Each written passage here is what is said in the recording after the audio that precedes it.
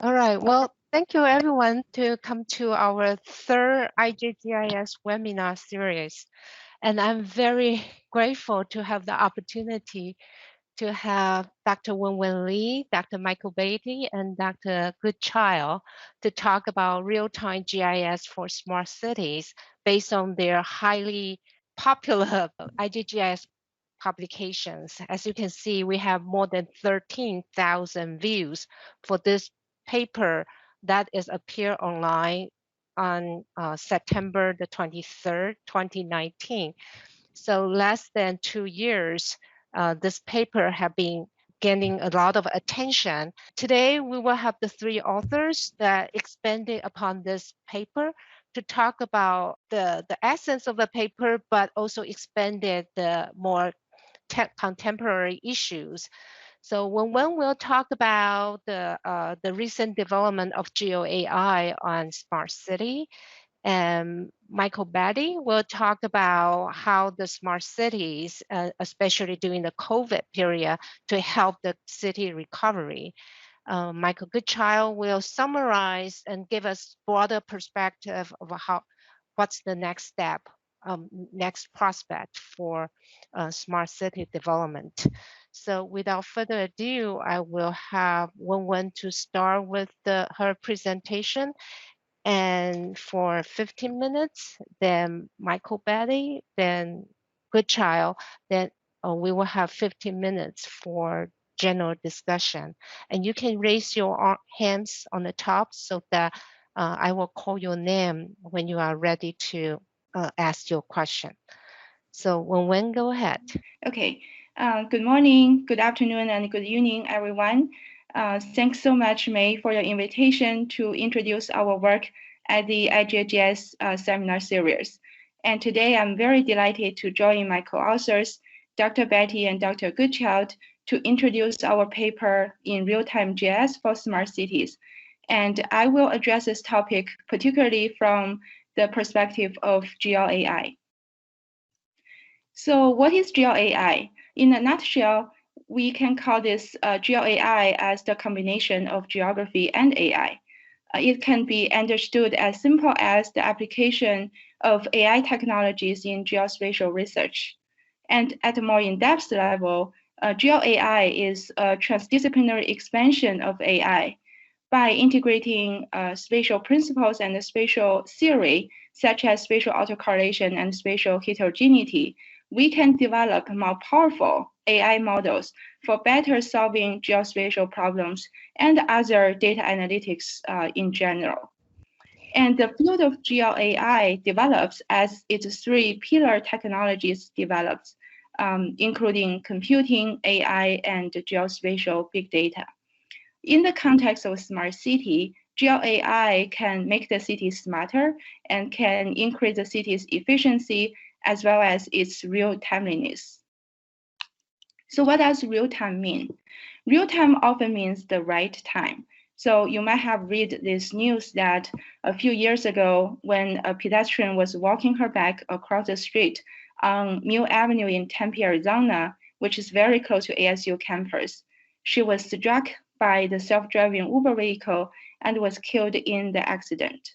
So if the autonomous driving control system could be smarter and it could take the real-time information into account and detect the anomaly and take real-time actions, this kind of sentencing could have been avoided.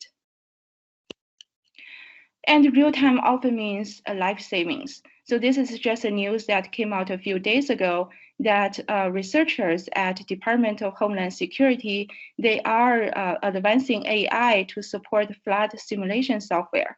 So the goal is to provide a better prediction and evaluation of hurricane landfalls and flooding hazard. By gaining a better understanding about the trajectory of the hurricanes, we can better rescue people, reduce damage, as well as save lives. And by having these real-time actions in the smart cities, we can make its citizens more resilient to the increasing occurrences of natural disasters.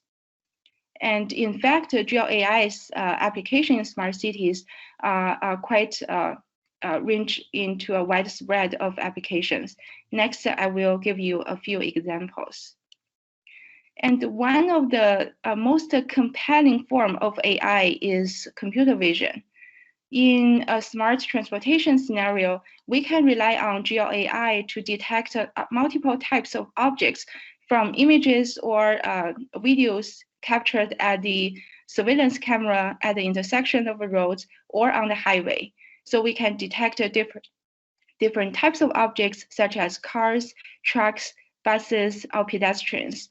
And we can also count the number of objects passing an intersection at different times of a day. So by having this real-time information at hand, the routing software can really take this information and help the drivers to avoid the busy street and also reduce the traffic congestions. And we can also detect anomalies such as overspeed or other forms of violation of the traffic rules. And GeoAI can also help to support the smart disaster management to improve the disaster response and the first aid.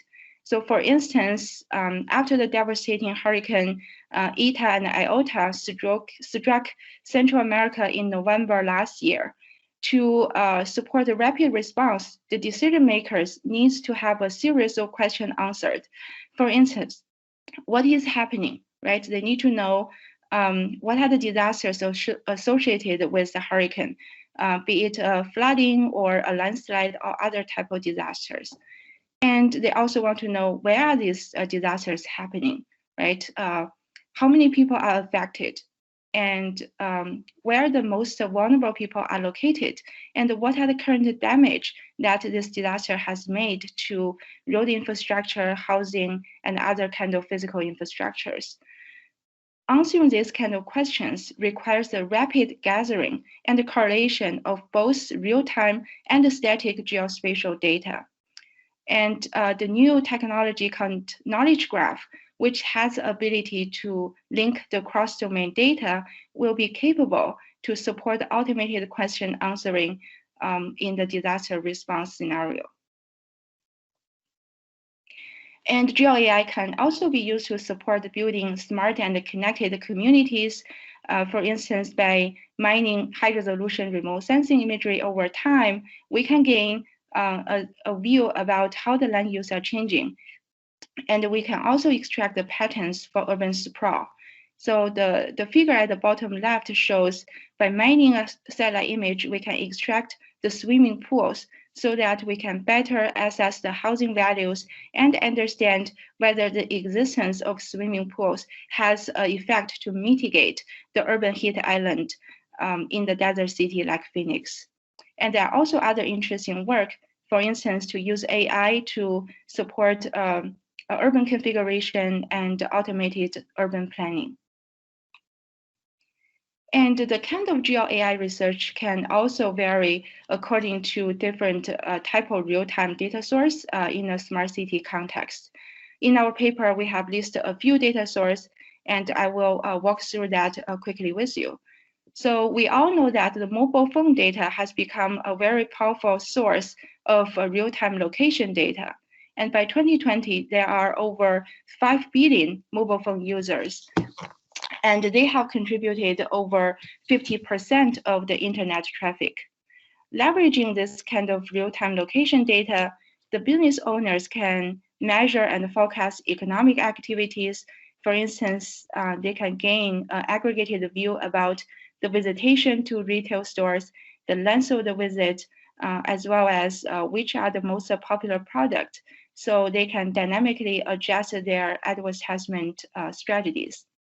And there also work to leverage mobile phone data to understand gender gaps in human mobility and travel behaviors. So the work done by Grld Lab in 2019 have found that women travel many places fewer than men, and also their radius of movement is also shorter than men.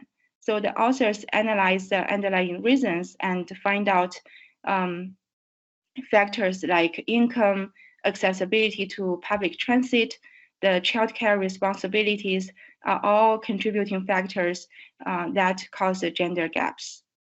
And we can also leverage mobile phone data to map the population and to do other kinds of demographic profiling, such as predict poverty and wealth populations. And they can also be used in terms of contact tracing for infectious disease, such as COVID.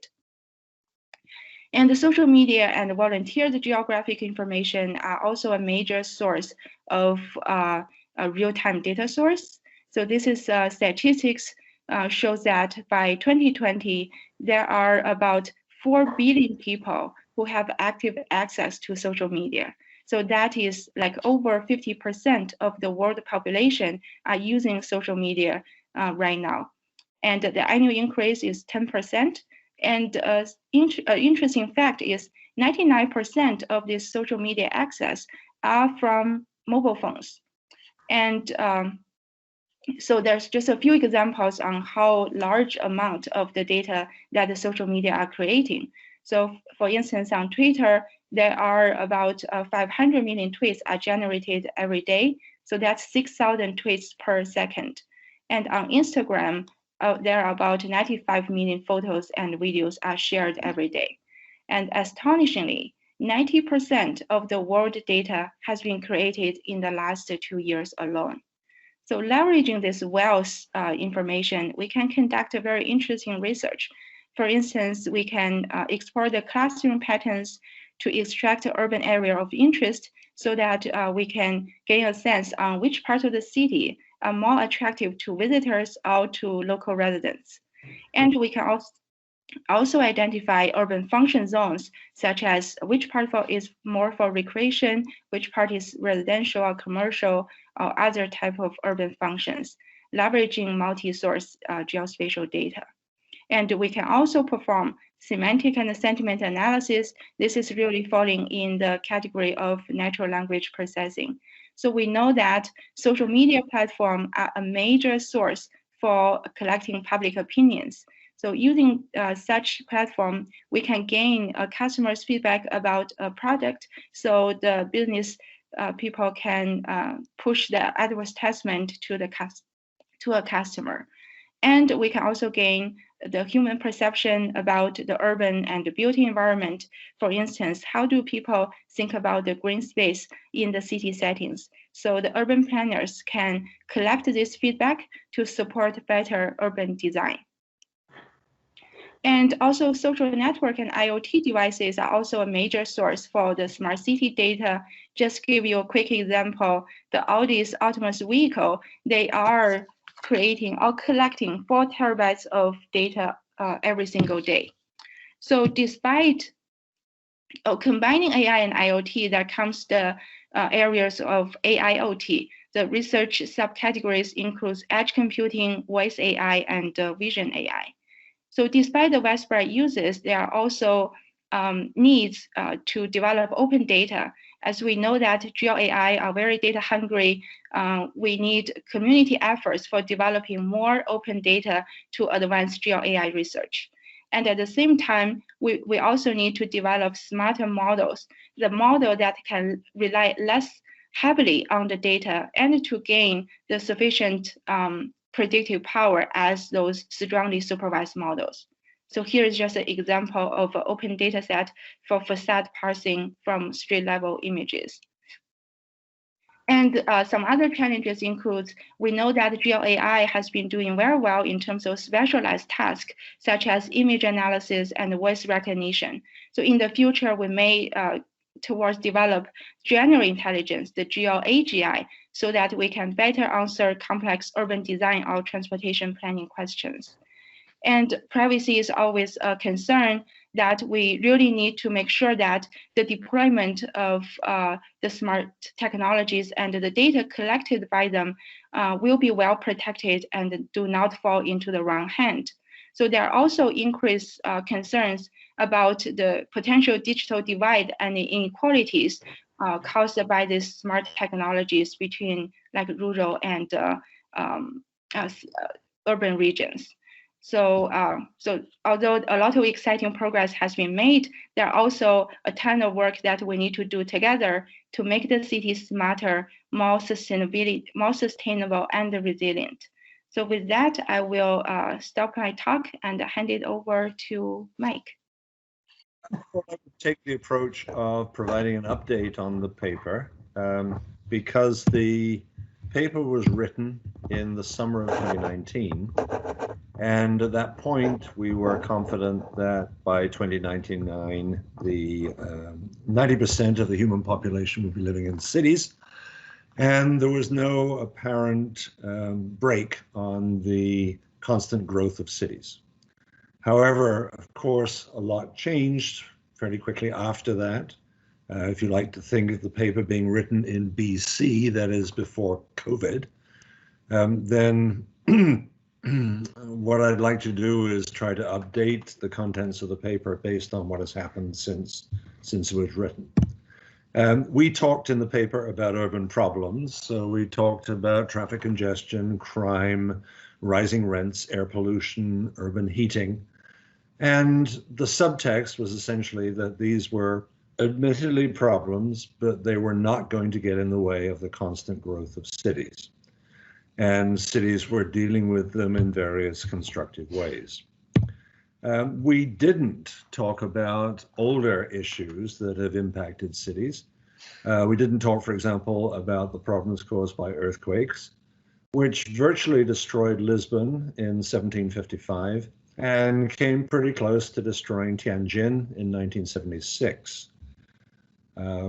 Approximately 500,000 people died in Tianjin in 1976, according to some reports. What this indicates to me is that there are longer term problems which we tend to overlook, but which nevertheless are important to the continued growth of cities. We didn't talk about war. We didn't talk about the impact of World War II on Tokyo and Hamburg and Manila and Berlin. We didn't talk about more recent effects of the war in Syria and the war in Iraq. And we didn't talk particularly about the fact that in future, it seems abundantly clear that warfare will become more and more an urban phenomenon. The World War II notion of tanks battling it out in open spaces is probably historic. And we didn't talk about pandemics. So we didn't talk about the effects of the plague, the Black Death, on European cities in the 14th century. We didn't talk about cholera outbreaks or yellow fever or Spanish flu, all of which have in the past had significant impacts on cities. So if we were to update to today, we would notice the following. So we'd notice that downtown areas are now largely deserted.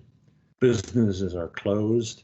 A huge amount of office space in cities like Seattle is now unused because people, those who can, are working from home. We would notice a growing inequity, and we would notice that the wealthy have been able to survive the pandemic much more effectively than the relatively poor, and that many of the impacts of the pandemic have focused more on the poor than on the rich. We would notice, for example, that there was a major exodus of wealthy people from New York City in the early days of the pandemic. And we'd notice the loss of support for publicly funded enterprises like public schools and public transit. And we'd ask, quite legitimately, whether these things will, in fact, be able to recover, whether they will ever come back. And many people are saying no. They're saying that the impact of COVID-19 is permanent. And accordingly, we would expect to have to revise our estimate that by 2099, 90% of the human population will be living in cities. So here's an image from downtown Lower Manhattan.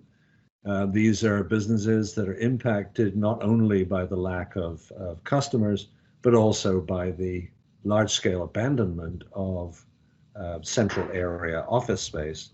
And so their customer base has literally disappeared. We might, however, remember that retailing, particularly, and other commercial land uses are typically very dynamic.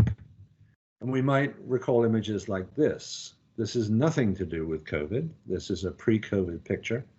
but it's an example of a shopping center in the United States which has been abandoned. And estimates have varied around, typically around 30% of all shopping centers in the United States will look like this in a few years. Wholesale abandonment of the shopping center model. And of course, this trend was already in place. It's simply become much more severe as a result of COVID because of the growth of online shopping and online delivery. But we have been here before. So in the examples I gave, such as Lisbon in 1755, there have been massive changes in the past in urban systems, and nothing fundamentally has changed. Humans are still the same social animals. Even office workers require face-to-face contact, require the existence of shared space in which they can work.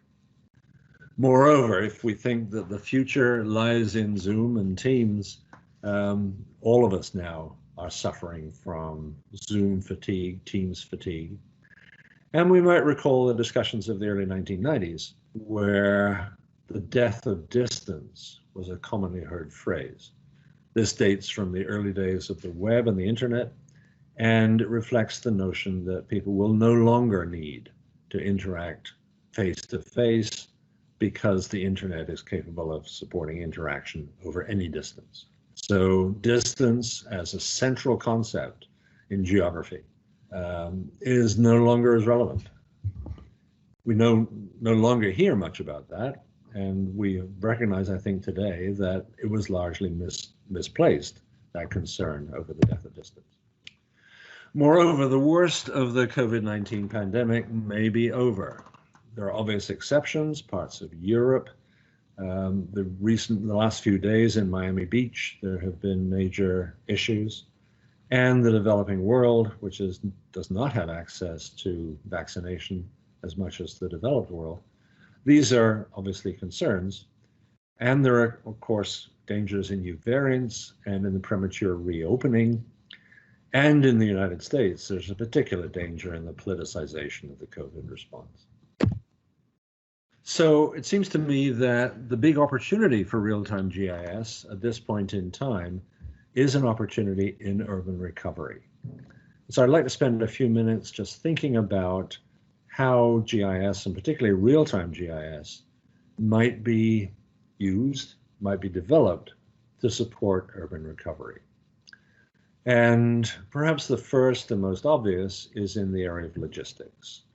So GIS, of course, has always been a major supporter of logistics, and we might talk about the location of vaccination sites and testing sites.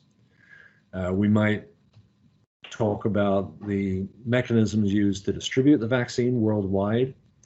And if you listen to UPS, for example, they have invested very substantially in what they call freezer farms, which are central warehouses which store the vaccine in very low temperatures. Other issues, of course, have been the need to keep vaccine frozen as it is transported. And again, there have been major investments there. Also, we might think about the different strategies that have been used around the world. I know, for example, in Washington State, the decision was made very early on by the state government that they would follow the model of flu vaccination. This is a system which has been in existence now for decades.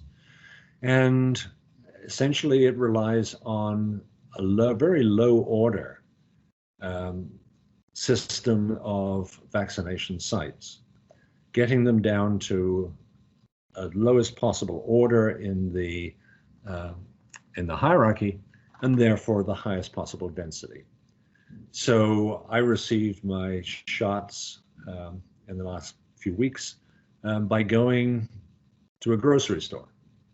And this is because many grocery stores in Washington State also have pharmacies.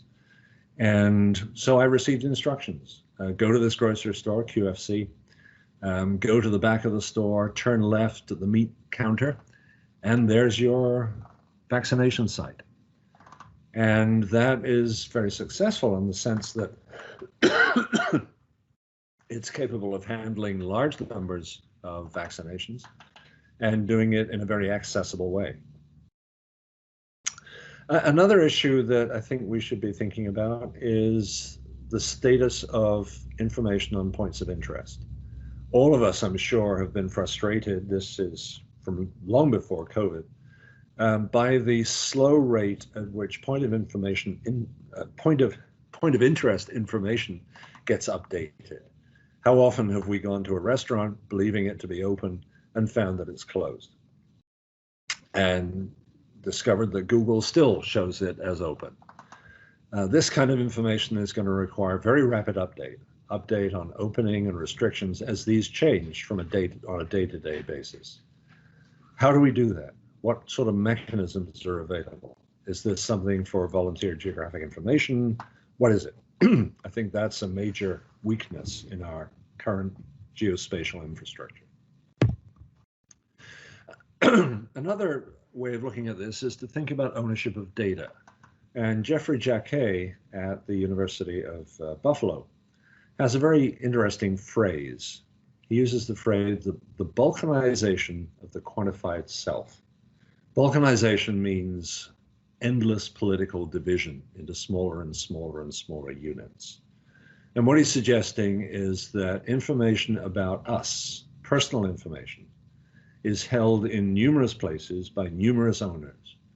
If we think about trajectories, which are very important in contact tracing, in dealing with COVID, my trajectory exists in my memory and perhaps in some personal apps. For example, I might use Strava, which keeps track of my trajectories. But more broadly, it's collected by apps and it's aggregated and it's resold. And there is now a very significant large industry doing this, collecting pings, spot locations of individuals, aggregating them and reselling them. And this is about to be augmented by a growing flood of information from private cars. The new generation of cars is now internet equipped, and there is a substantial uploading of information from every car. Tesla has been doing this for years. So if you own a Tesla, for example, your dealer knows exactly where you have been, at what speed, and knows a great deal of information about your driving. All of this is subject to numerous forms of uncertainty, so we have to be very careful when we draw inferences from this kind of data. But there's a growing pattern of what I might call teasers. So last week, my State Farm insurance representative tried to persuade me to adopt one of their apps. And this is an app related to car insurance. The app keeps track of where I have been, at what speed I was driving, how I drove, what the accelerations were, and uses this. The teaser is that it will reduce my car insurance. What I'm much more concerned about is that State Farm will be, like many other companies, reselling that information to various commercial companies who are interested in that kind of information for the purpose of retailing. The Weather Channel, for example, if you happen to have the Weather Channel, may well be keeping track of where you are and doing it. The teaser is, in this case, that the weather forecasting will be more accurate.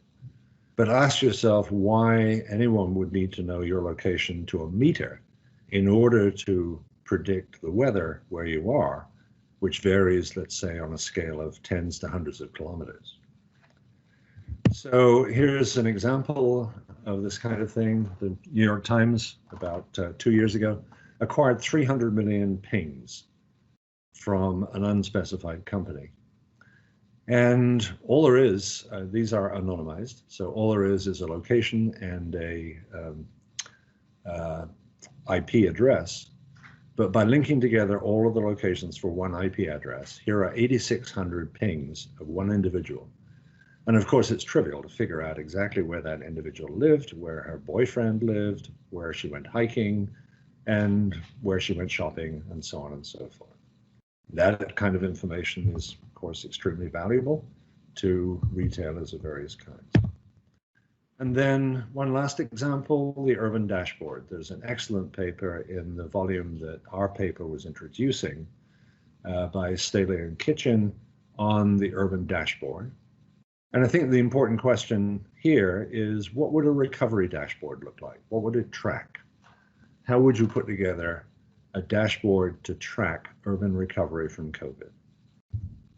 So just to summarize some of the points I've been making, we didn't anticipate COVID. It was written BC, before COVID. But we have been here before, and cities have almost always recovered. In the classical era, there are examples of cities that didn't recover, such as Carthage or Troy or Pompeii. But by and large, it's very difficult to come up with more recent examples. Why do cities recover? Because the infrastructure is in place, and because or what's left of it, and because the city was located at a particular point that made sense from a geographic perspective, and it still makes sense to have a city in that location. Recovery period poses interesting and important challenges for GIS, particularly for real-time GIS. Ownership of geospatial data is a continuing issue. And then finally, what would a recovery dashboard look like? So thank you very much for your attention. Summary is very good, because in some sense I'm also going to talk about COVID-19 pandemics and so on. And it's good in the sense that we're talking about different types of time here. What I'd like to introduce is this notion that there are all sorts of time that we use in geography and GIS. When Len has talked about real-time, sort of almost instant things, Mike referred to a little bit obliquely about the very long term. 2099, we'll all be, 90% will be living in cities. I want to talk about the medium term. And the medium term has become very significant because, of course, it relates to what's been happening over the last year and what may happen over the next 2 or 3 years. So let me load my slides, etc. So in some senses, a lot of what we've been working with for many years in GIS and in geography and so on is really about the very long term. And the very long term is not really about time at all. It's really time encapsulated as equilibrium. And of course, the special issue that we introduced is on the very short term, that smart devices which are being embedded into the environment and we're carrying around and so on really embrace the very short term in this sense. And much of our special issue was on this short term, but within the last year, a sort of new temporal focus has emerged, and for want of a better term, I call this the medium or the middle term in that particular context. Now, of course, this is caused directly by the pandemic. It's turned everything on its head. Cities are being turned inside out, and this time last year when the pandemic struck, we didn't think it would last this long. Only in the last couple of months have we begun to think about really how long will it last, basically. Somebody yesterday on TV in the UK from Public Health England basically said that they thought that this would be with us quite visibly for the next 5 years in some sense. And this truly is a different sense of time. Nobody expected this to be talking about timescales of this kind. And that, of course, is due to a number of things Mike said. New variants, for example, currently in Europe, just as Britain sort of recovers through vaccinations and so on, Europe has really taken off into a third wave over the last 2 or 3 weeks and so on. And the new variant, in fact, is referred to as the British variant. It's the one that sort of was first sequenced in somewhere like Kent or somewhere. And of course, this is a big issue, the idea of new variants, the idea of third or fourth waves and so on. Half the world's not been vaccinated in that sense. And so this notion about contact, when one place recovers, how will it fit within the rest of them? That most of these places have nothing like herd immunity. So that's a big issue. Vaccine nationalism. Most of you probably from the North American side of the continent North American side basically probably don't sort of see the daily newscasts about the EU and the fight over vaccines and who has them and so on. All of this produces a new medium term to think about how our decisions pertaining to where we live and how we move are likely to change. And the pandemic, of course, intrinsically is unpredictable in that sense, and it throws up all sorts of notions about qualitative change, etc. Of course, the big forces that dictate where we live and how we move and so on, centralization and decentralization, are beginning to interact in unusual ways and produce rather strange outcomes. So it's all about working from home. It's about the death of distance that Mike mentioned and so on. It's about the death of public transport. Basically, public transport in Britain is essentially nationalized now, back to nationalization. It's an open question as to what happens where you have very high levels of public transport like the tube and so on. There's a strong move to active travel.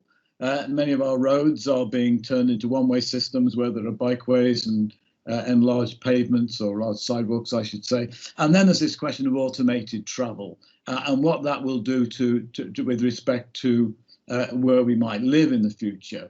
So social distancing, living in the country, new forms of contact, these are all the things that are sort of turning our cities upside down. Here, for example, is this notion about the medium term. This is over the last year, basically. These are from the Google and the Apple mobility reports. In fact, the Apple mobility reports for UK and London are on the immediate left, and the Google reports on mobility for UK and London are on the right, basically. And the essential message here, of course, is that transit has collapsed. Driving has actually increased a bit in the UK during last summer, and they're now been collapsed again in some senses. So to some extent, the real question is, how much of this sort of behavior over the last year will stick, basically? And of course, all of the things that Mike said about empty offices and so on are sort of consequences of what we see here. Okay, so just as we can't predict the future, as in terms of the pandemic, we can't really celebrate a model of lockdown and see what happens, basically, because our cities are artificially constrained at the moment. So what we've been doing, or what I've been doing, basically, is to build a hypothetical model and see what the future looked like. Now, this is not popular in some sense because in a sense, we're all conditioned to look for real systems, basically. But just once in a while, I think we can begin to speculate in this way. So what we've been doing is assuming a symmetric grid and imposing a hierarchical structure on this ideal kind of spatial form, a polycentric form, and then begin to explore how travel patterns and locations will actually change in some sense. So let me just quickly go through this. I'm conscious of time and we need some time for discussion. Here is a grid. This is the 11 by 11 grid. Although we can have up to any size of grid, basically any reasonable size of grid, as I'll show you. In this sense, that's our grid, basically. This is the symmetry contained in the grid. The most accessible point is the center, least accessible around the edge, the periphery. We build a simple symmetric gravitational model, a Tobler type model, if you like, in that sense. And that produces origins and destinations, which indeed are identical. So that's the starting point. On top of this, we build a hierarchical system in the sense that we assume basic hubs in this particular landscape. In that sense, so we've built this artificial city in this sense. That's the one we're working with, the one on the immediate left. You can see that we can do the same in terms of locating our hubs, our edge cities at the edge in that sense, and that changes the symmetric pattern. So essentially, it's this particular feature on the left that we start with. And what we essentially do in this context, we have origins and destinations.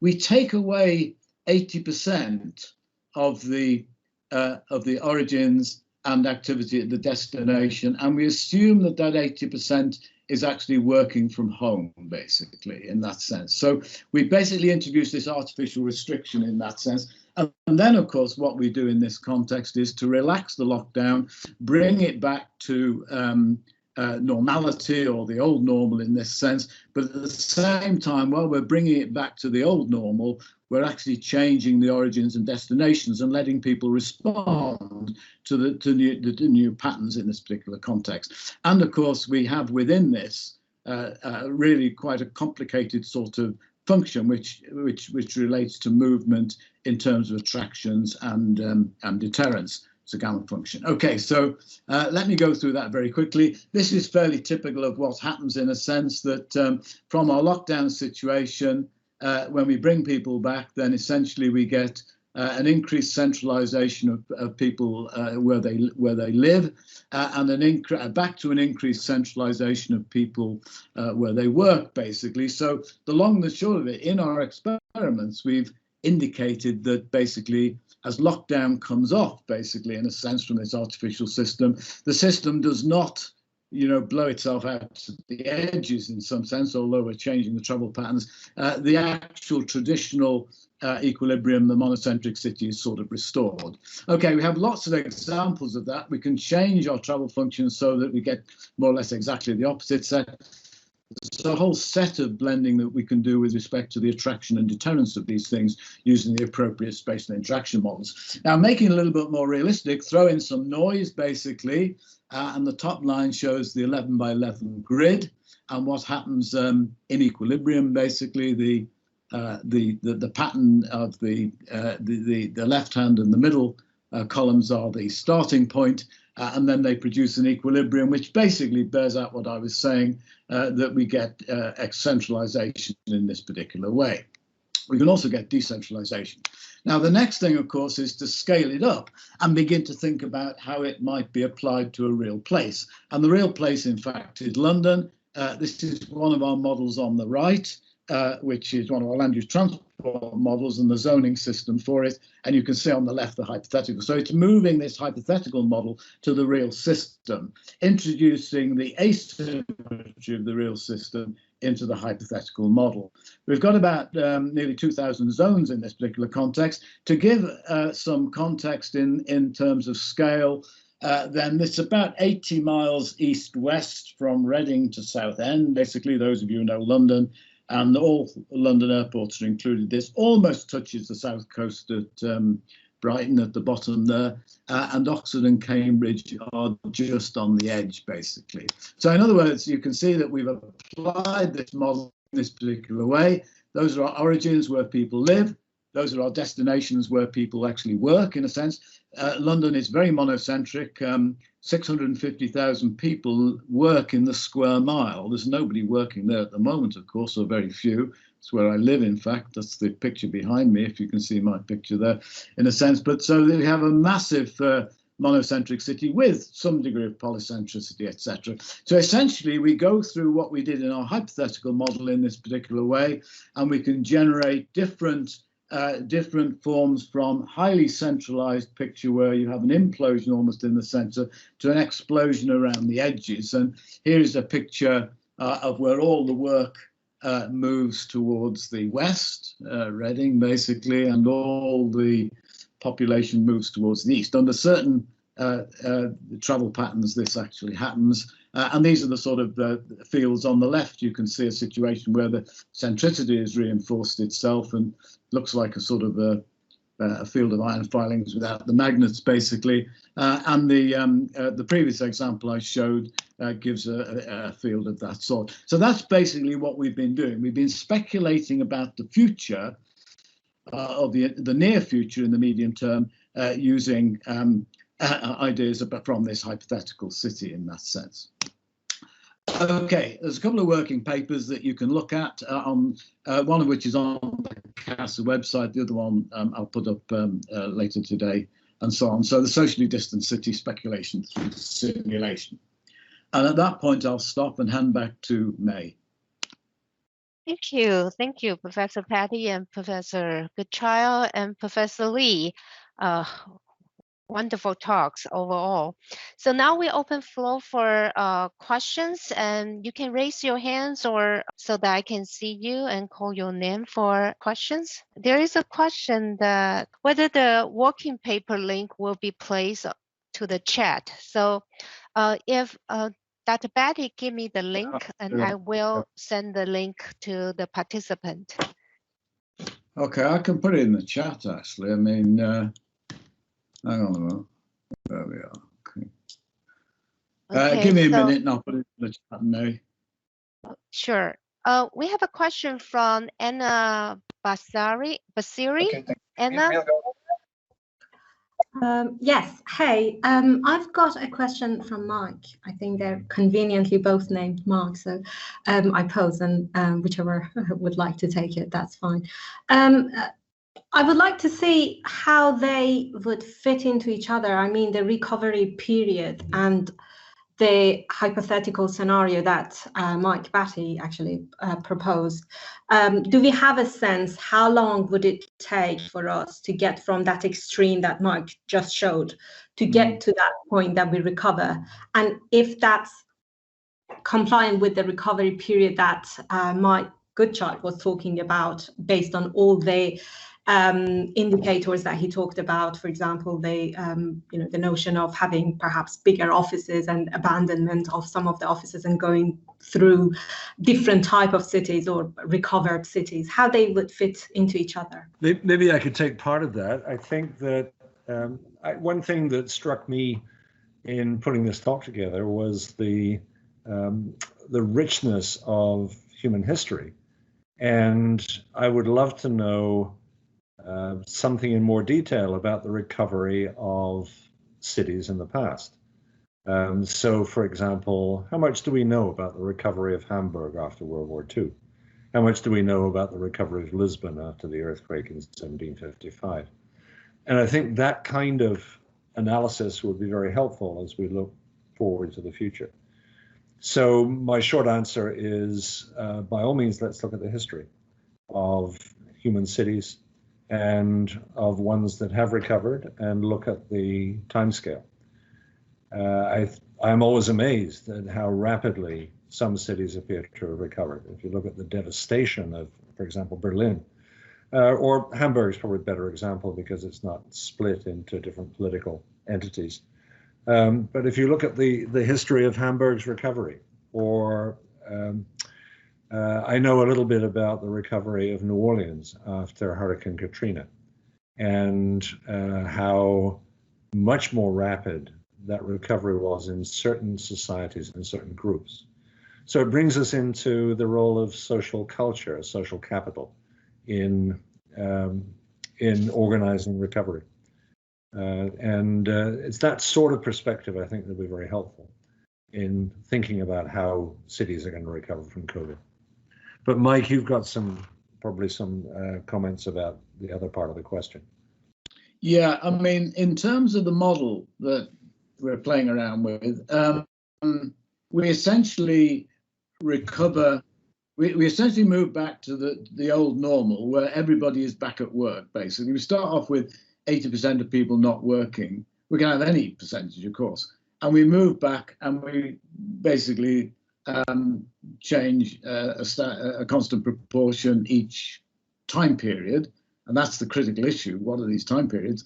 And basically after 10 time periods, we have everybody back working, starting from not everybody working at home. At the same time, things are adjusting.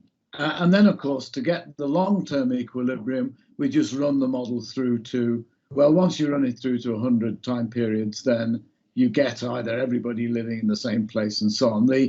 Of course, in a sense, you can't say that until you run the model, because, of course, all these forces and the way they interact in these interaction models are something that that sort of complexity is part of those models, in a sense.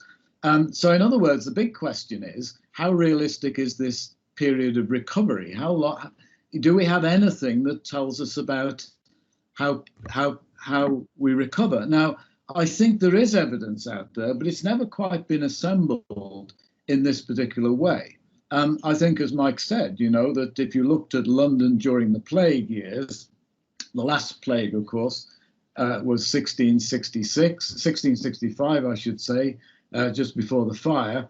In the area that, if you can see where I'm sitting, the area that is behind me is the Bank of England. That's the square mile. And basically, the City of London was the square mile. The whole city was the square mile, and 100,000 people died, and maybe it's 150,000 out of about 400,000 people in London. And there are pictures at what that means. It's very anecdotal. It's a bit like, as Mike said, you know, how long did it take for Hamburg to recover? I'm amazed by how quickly things do recover in some sense. And of course, it could well be that, you know, we will be back to the old normal in that sense. So it's not an answer to your question, but it raises all the issues that your question sort of in and of itself implies. Yeah, well, thank you, Mike and Mike. And Anna, do you have a follow-up? Well, I do, but I think Haosheng has also raised his hand. But I would like to ask one more question about the element of frequency of change, because what Mike just said, Mike Goodchild, about looking back to the history, it kind of contradicts what he suggested to use, for example, real-time data. And I wonder he could comment on the element of the frequency of change versus the period of the change and recovery. So I just couldn't figure that out, how we can go back and learn from the past while he's suggesting like real time. I see the element of linkage, but it may just contradict each other. Mm-hmm. Yeah, okay.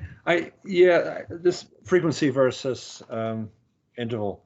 I think there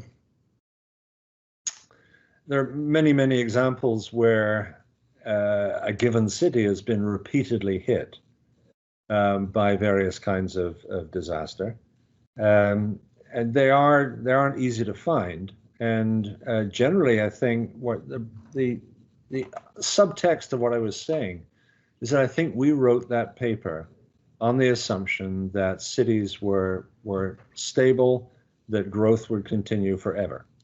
And what we ignored were numerous instances in the past where the process of urban growth has been severely interrupted, if not terminated, by major events. And I think it's a similar kind of perspective if you live in an earthquake-prone area like I do. In Seattle, we have a finite risk of an earthquake large enough to essentially destroy the city. And we know that such earthquakes occur in this part of the world once every 400, 500, 1,000 years. And so there is no history of a previous Seattle having been destroyed. There is a history of a previous San Francisco having been destroyed by the earthquake of, was it 1906? But we tend not to think in those terms. And I think, making the point that as the people who wrote that paper, we were taking a similar perspective, that these kinds of events simply don't happen, at least they don't happen often enough to change our basic attitudes. There are, I guess, cities which are repeatedly impacted, and virtually all the US cities around the Gulf Coast and up the eastern, lower part of the eastern seaboard, cities like Houston, which are repeatedly impacted, and often enough that they actually take steps. So New Orleans, for example, in building levees, is accepting that these disasters happen often enough. But we don't do that generally. And there's a certain complacency there that I think we would do well to pay attention to. Well, thank you, Mike. Haosheng Huang also have a question. Sorry to cut this discussion short, but I think that I want to give him the opportunity to ask questions before we end the webinar. So Haosheng? Yeah, so thanks a lot for the presentations. They are very, very interesting and inspiring. I have a general questions. Because for this kind of research, we often need to have a lot of data. And normally as a researchers, for example, at the university, we don't have this kind of data. And my question is, for big companies, they basically have a lot of data for this. Like Google, they have a lot of data. And my question is really about how can we do better than in terms of this aspect? How better than those company owning a lot of data? So I'm kind of interested in your opinion on this. So thanks. Now, this is always a very challenging question. The academic seems to always be one step behind because we don't have the data. So any comments on how can we work with the industry to get access to the data, or we can have our own large-scale VGI project that to collect the data ourselves? Anybody? One of the issues that we've been involved in, I'm on a committee called the RAMP committee. It's the Rapid Assistance for Modelling the Pandemic. It's a Royal Society committee that looks at a whole variety of non-epidemiological models, basically. So models about how demography affects the pandemic and so on. A whole range of things of that sort. But it's a modelling focus. And of course, one of the things that's been brought up in that committee many times and in many other committees in the UK, and I'm sure it's true elsewhere, is the question of access to mobility data, which has traditionally been extremely difficult to get. In fact, the providers in the UK are almost completely resistant of giving any data on fine-scale mobility to academics and so on. In fact, I think if you looked at the number of papers written on mobility and transportation in the UK, you wouldn't find any with British examples for this reason.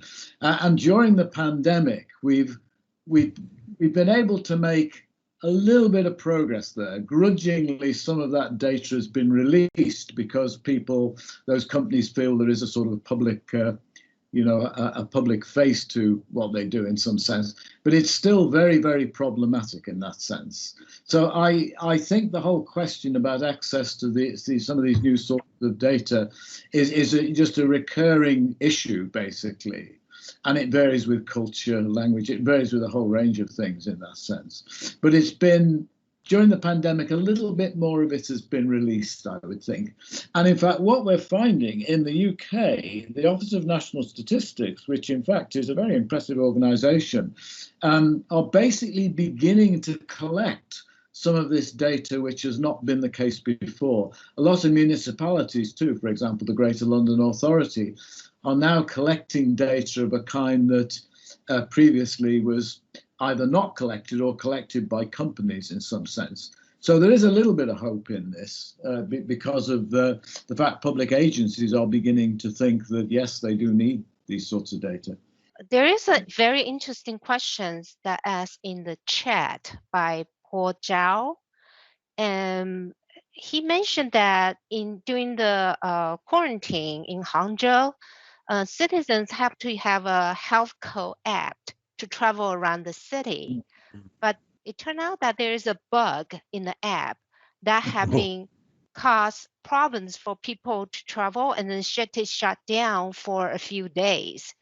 So his question is that for real-time GIS or those mobile app, how much influence to our daily life or potential influence to our future daily activities if too much policy is tied into those mobile apps?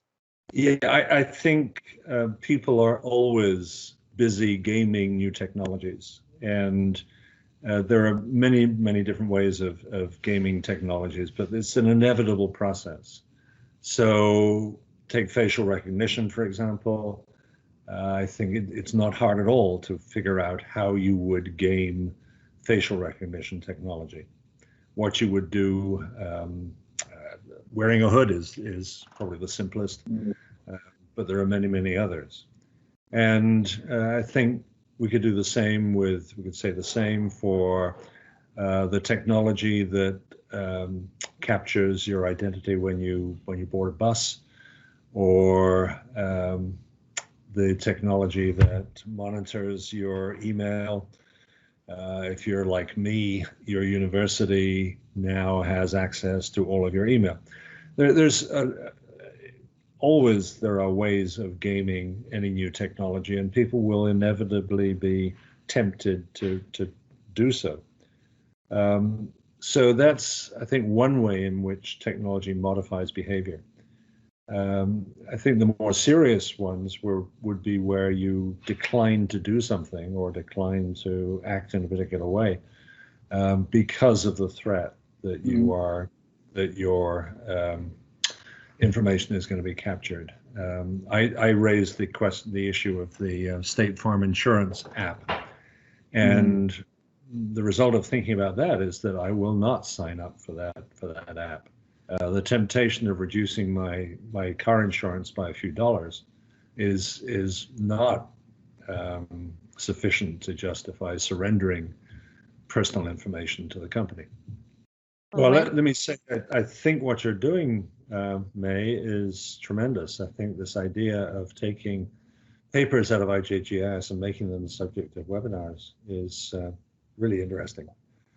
And of course, it does wonders for citations, perhaps. Certainly, this is something that I would very much want to encourage. I think very often, once a paper is bound in a volume and put on a shelf, that's the end of it. And this is one way of keeping a paper alive. Thank you, Mike.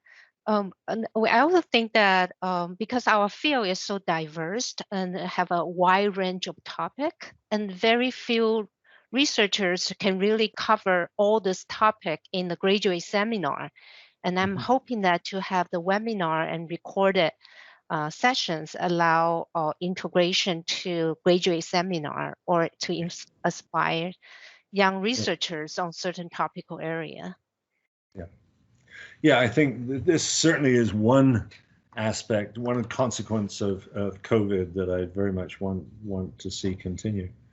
I think this idea that we can put together a seminar of people all across the world in different time zones to discuss a topic, I think is tremendous, and it's absolutely something which we were never able to do in the past.